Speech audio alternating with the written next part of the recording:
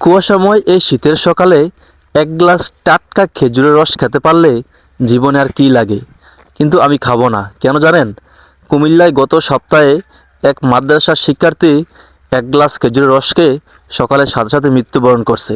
হসপিটালে নিয়ে যাওয়ার সময় পায় নাই। এই দেখেন, আমি আছি আমার নিজ গ্রামে, আশপাশে অনেকগুলো খেজুরের গাছ আছে, আমার সাথে আছে একটা খেজুরের গাছ। ঠিক উপরে দেখেন তালি দেওয়া হয়েছে।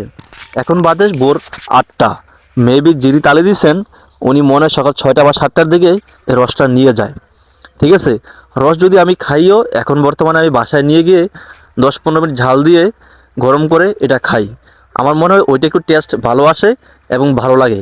আপনারা যারা ট্রেন্ড হিসাবে নিয়ে গেছেন, ভোর সকালে বাইক নিয়ে খেজুর গাছে গোড়ায় আসবেন, রস খাবেন, ঠিক আছে, আপনারা এই ট্রেনগুলো প্রত্যাহার করুন, এখান থেকে ফিরে আসুন। আপনি দেখেন সারা রাত এই খেজুর গাছ থেকে রস পড়ে।